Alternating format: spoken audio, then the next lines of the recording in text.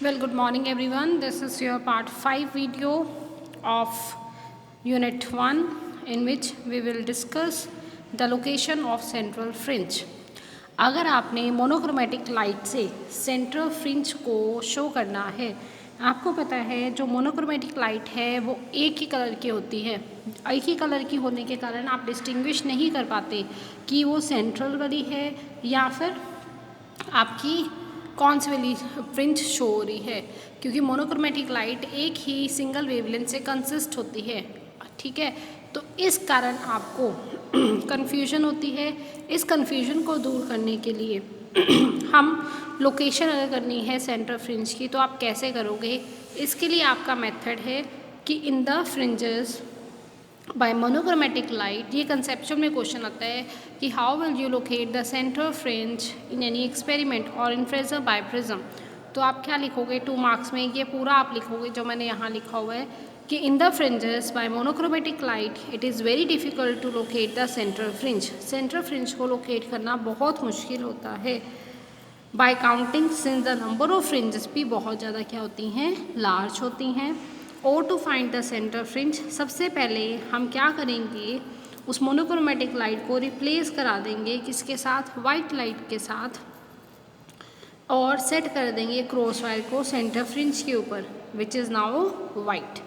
आपने simple white light लेनी है, ठीक है, और आपने मोनोक्रोमेटिक लाइट को दूर कर देना है, उसके बाद क्या रख दोगे, वाइट लाइट रख दोगे। अब आपकी वाइट लाइट के ऊपर क्या सेट हो रखी हुई है, क्रॉस वायर, तो वो आपने क्या मान लेनी है, वो है आपकी सेंटर पोजीशन। ठीक है, अब आपने वाइट लाइट को हटा देना है, उसके ऊपर क्या रख दोगे, मोनोक्रोमेटिक लाइट को रख दोगे वहाँ पर। तो अब जिस पोजीशन पे आपकी क्रॉस वायर सेट हुई हुई है, जो आपने वाइट लाइट की सेंट्रल पोजीशन मानी थी, वो अब सेंट्रल पोजीशन हो जाएगी। जिसके साथ भी क्रॉस वायर आप कंसाइड कर रही होगी वो अब आपकी क्या हो जाएगी, central position of the monochromatic light. पहले आपने मोनोक्रोमेटिक लाइट को हटाना है, वाइट लाइट रखनी है, क्रॉस वायर को सेट कर देना है वाइट लाइट के ऊपर, फिर वाइट लाइट हटा देनी है, दोबारा से मोनोक्रोमेटिक लैम्प को रख दोगे। अब क्रॉस वायर जिसके साथ कंसाइड कर रही होगी वो किसकी पोजीशन होगी, सेंट्रल फ्रिंज की। तो ये आपका आर्टिकल है छोटा सा लोकेशन ऑफ सेंट्रल फ्रिंज। आगे है determination of thickness of thin sheet of transparent material. तो determination of thickness of thin sheet of transparent material में क्या है, ये आपकी सेकेंड एप्लीकेशन है फ्रेस्नेल बायप्रिज्म की। The biprism experiment can be use to determine the thickness of thin sheet of transparent material like glass और mica. अगर आपने ग्लास और माइका की थिकनेस निकालनी है थिन शीट की, तो आपने क्या यूज़ करना है, आप ये यूज़ करोगे ट्रांसपेरेंट मटेरियल, क्या ग्लास और माइका की आप थिकनेस ऑफ शीट निकाल सकते हो, तो आप फ्रेस्नेल बायप्रिज्म एक्सपेरिमेंट यूज़ करोगे। अब आपने इसमें क्या करना है, आपने इसमें कुछ नहीं करना, आप ये वाला पहले डायग्राम प्लॉट करोगे। सिंपल सा आर्टिकल है, 2 कोहेरेंट सोर्सेज के बीच में सेपरेशन है स्मॉल डी, एक बीम के पाथ में, इसको तो ज़्यादा डिस्टेंस ट्रेवल करने में लग रहा है, इसको कम डिस्टेंस लग रहा है ट्रेवल करने में, तो आपने एक बीम के पाथ में एक शीट इंट्रोड्यूस करवा देनी है। ये माइका की भी हो सकती है और थिन शीट ऑफ माइका या ग्लास की भी हो सकती है, जिसकी थिकनेस कितनी है, स्मॉल टी है। ठीक है, distance between source and screen again capital D, distance between centre two point P, जहाँ पर आपने पैटर्न को ऑब्टेन करना है वो है आपका एक्स। तो वो कह रहा है, अब एक चीज़, ये पूरी की पूरी थ्योरी है जो मैंने आपको अभी बताई है, when A and B are 2 virtual coherent sources होते हैं इसमें फ्रेस्नेल बायप्रिज्म में, ओ जो उनसे इक्विडिस्टेंट है ए और बी से, मैंने ट्रांसपेरेंट शीट जी है, थिकनेस है टी, इसका रिफ्रैक्टिव इंडेक्स है न्यू, इट्स इंट्रोड्यूस इन द पाथ ऑफ, इन दोनों के पाथ में बीम को इंट्रोड्यूस करवा दिया है। The fringe which was originally at O, अब जो फ्रिंज ओ पे थी वह कहाँ शिफ्ट हो चुकी हुई है, पी पोजिशन तक, शोन इन द फिगर। अब हमें पता है time taken from B to P, time taken from B to P, बस इसी के ऊपर पूरी डेरिवेशन बेस्ड है कि बी से पी तक जाने में जो टाइम टेकन है वो किस किस का सम है, ए से पी तक without this sheet partially in air plus time taken in sheet of thickness small T.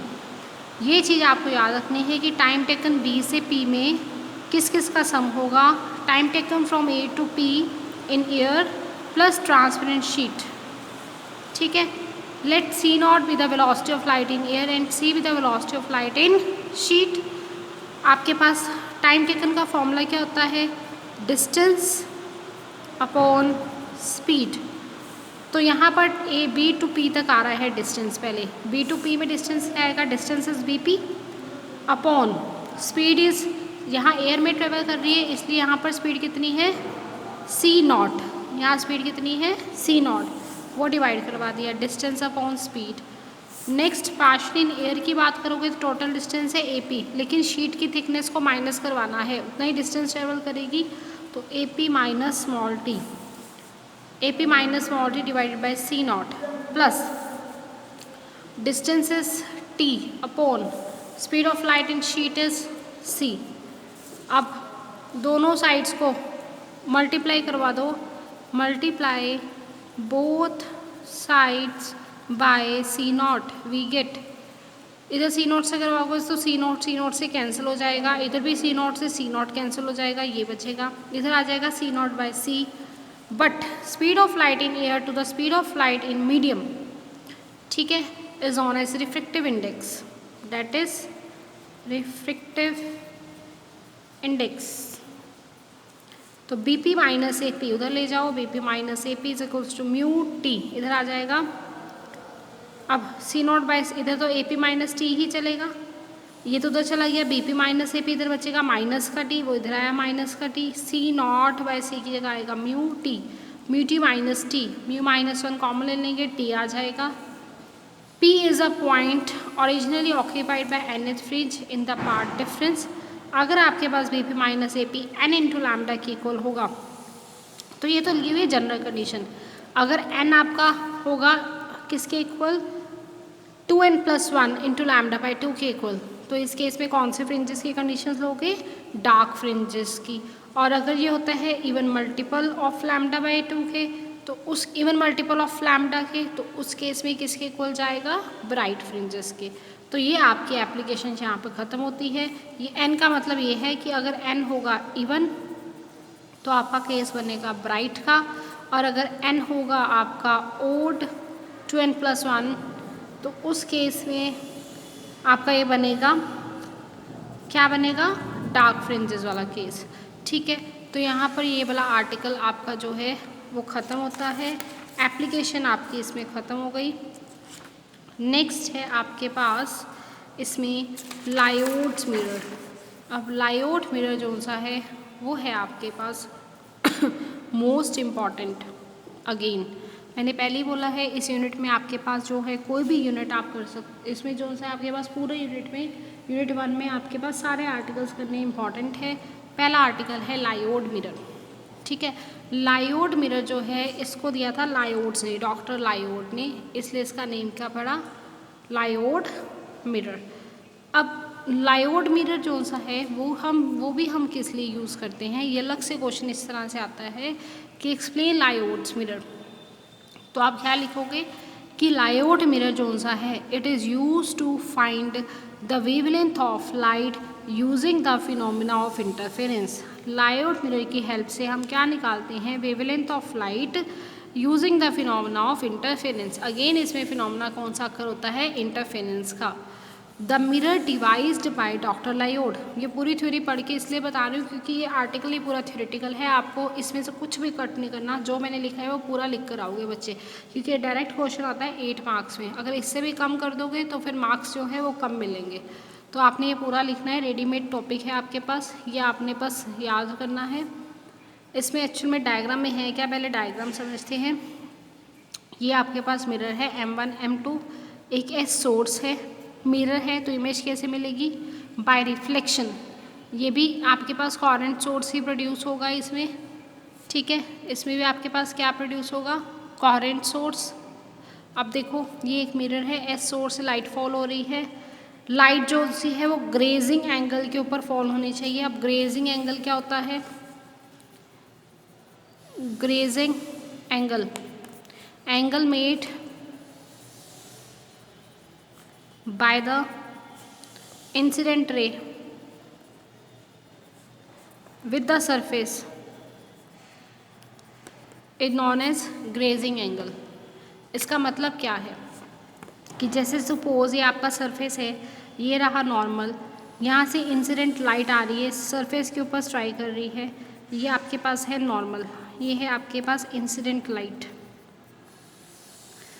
तो angle made by the incident ray with the surface is known as grazing angle. और ग्रेजिंग एंगल की अगर define निकालोगे mathematically तो कैसे आएगी grazing angle की?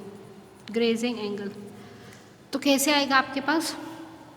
पूरा 90 डिग्री में से अगर एंगल ऑफ इंसिडेंस को माइनस करवा दे तो ये चीज़ बचेगी सिर्फ। तो 90 degree minus angle of incidence is known as grazing angle. Light जो है वो मैक्सिमम से मैक्सिमम सरफेस के ऊपर फॉल होनी चाहिए ताकि मैक्सिमम से मैक्सिमम लाइट जो सी है वो रिफ्लेक्ट बैक हो सके। इसलिए हम क्या लेंगे? ग्रेजिंग एंगल यहाँ पर स्टडी करेंगे कि लाइट जो सी है मिरर के ऊपर M1 M2 के ऊपर जब फॉल करेगी तो वो ग्रेजिंग एंगल के ऊपर फॉल होनी चाहिए। ठीक है, मतलब मैक्सिमम सरफेस के साथ उसकी इंट्रैक्शन होनी चाहिए। तो इसे क्या बोलते हैं? Grazing angle.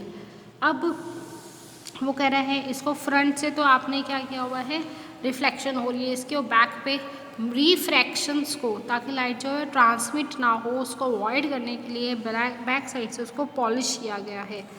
अब यही सारी थ्योरी यहाँ पर लिखी हुई है जो मैं आपको एक्सप्लेन करती हूँ कि diode mirror is use to find the wavelength of light. Wavelength of light निकालने के लिए हम इसका यूज़ करते हैं using the phenomena of interference, interference phenomena की हेल्प से। The mirror devised by doctor Lloyd arrangement है प्रोड्यूस करने का दो कोहेरेंट सोर्सेज होते हैं टू प्रोड्यूस। अब इंसिडेंट और रिफ्लेक्टेड लाइट के कारण दो रेज आपस में सुपर इम्पोज करेंगी, तभी तो इंटरफेरेंस फिनोमेना होगा जब दो रेज आपस में सुपर इम्पोज करेंगी। तो वो कह रहा है it consist of highly polished plane mirror M1 and M2 on the front surface and blackened, और पीछे से उसको ब्लैकेंड किया गया है to avoid the multiple refractions. आगे वो क्या कह रहा है, यहाँ तक आई होप आपको क्लियर समझ आ गया होगा। डायग्राम बहुत सिंपल है, यहाँ पे इंसिडेंट लाइट आ रही है, मैक्सिमम लाइट यहाँ से रिफ्लेक्ट हो रही है, इसको जब बैकवर्ड की तरफ हमने प्रोड्यूस किया यहाँ से तो एक वर्चुअल इमेज मिल गई, वो क्या है S1। अब S और S1 इंसिडेंट और रिफ्लेक्टेड यहाँ पर करेंगी सुपर इम्पोज। जब वो सुपर इम्पोज करेंगी तो आपके पास बनेगा इंटरफेरेंस बैंड्स। तो in between the region E और F ही आपने स्टडी करना है, बियॉन्ड E और F के नीचे आपने जो है इसको स्टडी नहीं करना। अब O के ऊपर पहले स्क्रीन, फर्स्ट केस में हमने स्क्रीन को रखना है यहाँ दूर, ठीक है। फिर नेक्स्ट केस में आपने स्क्रीन को इधर पास कंसाइड करवा देना है। तो इसमें दो केसेस स्टडी करेंगे, ठीक है, जो मैं आपको जो है नेक्स्ट वीडियो में भी सेंड करती हूँ। यहाँ तक I hope you understand very clearly. Diagram आपको पूरा इस तरह से एरोज बनाने हैं, ठीक है, आई होप यू अंडरस्टैंड। तो अब नेक्स्ट वीडियो जो है मैं आपको उसमें बताती हूँ कि डायोड मिरर जो है वो किस तरह से वर्क करेगा, उसकी थ्योरी पूरी अच्छे से। उसके बाद हम इसकी कंडीशंस जो हैं एक्सप्लेन करेंगे ब्राइट फ्रिंजेस के लिए और डार्क फ्रिंजेस के लिए। Thank you students.